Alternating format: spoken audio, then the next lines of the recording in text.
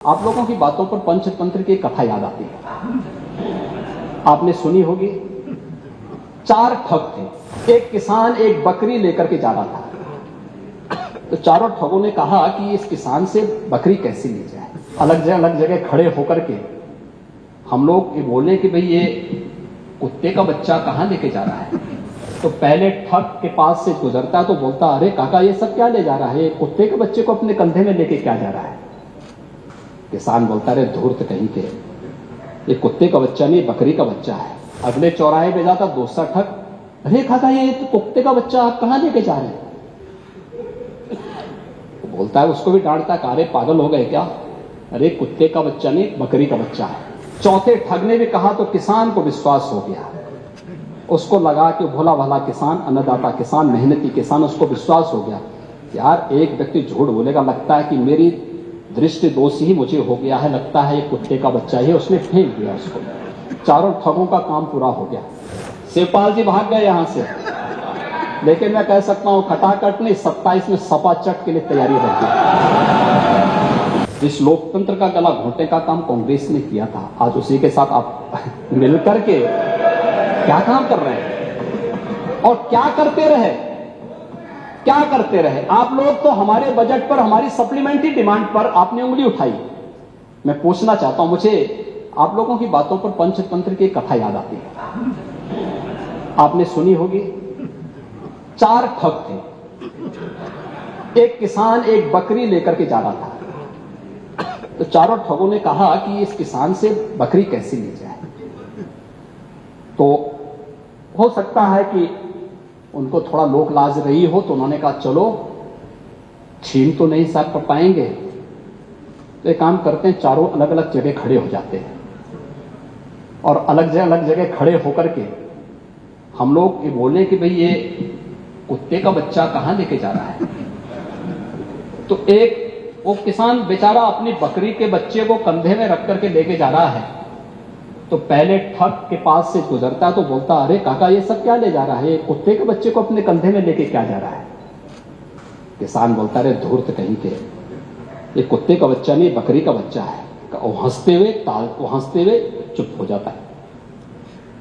आगे अगले चौराहे पे जाता दूसरा ठग, अरे काका ये तो कुत्ते का बच्चा आप कहाँ लेके जा रहे हैं। तो बोलता है, उसको भी डांटता, अरे पागल हो गए क्या, अरे कुत्ते का बच्चा नहीं बकरी का बच्चा है। अगले आगे बढ़ता है, फिर तीसरा ठग मिल जाता है, वह भी फिर यही बात उसको बोलता है। चौथे ठग ने भी कहा तो किसान को विश्वास हो गया। उसको लगा कि भोला भाला किसान, अन्नदाता किसान, मेहनती किसान, उसको विश्वास हो गया यार एक व्यक्ति झूठ बोलेगा, लगता है कि मेरी दृष्टि दोष ही मुझे हो गया है, लगता है ये कुत्ते का बच्चा है। उसने फेंक दिया उसको। चारों ठगों का काम पूरा हो गया और चुनाव में खटाखट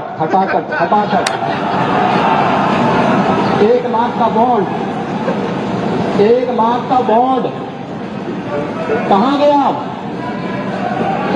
1 लाख का बॉन्ड,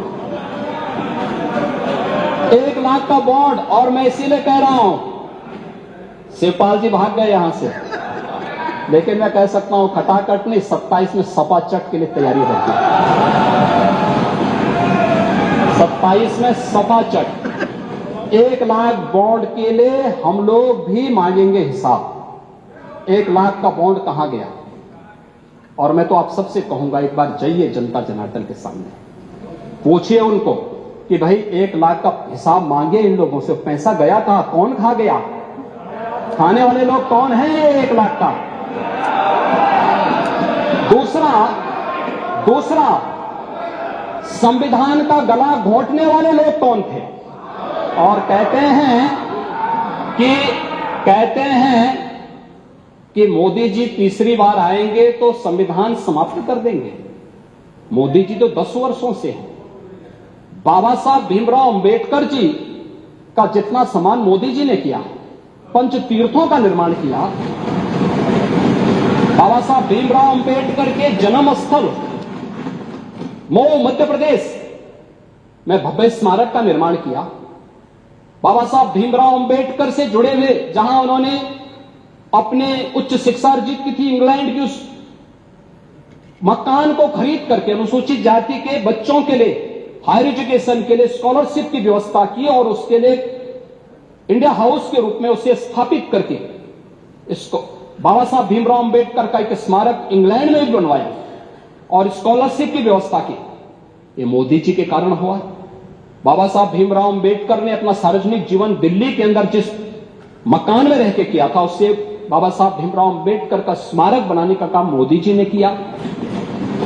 बाबा साहब भीमराव अंबेडकर ने सामाजिक व्यवस्था के खिलाफ बौद्ध धर्म यानी दीक्षा जहां नागपुर में जिस स्थल पर ली थी, उसे भव्य स्मारक बनाने का काम मोदी जी ने किया।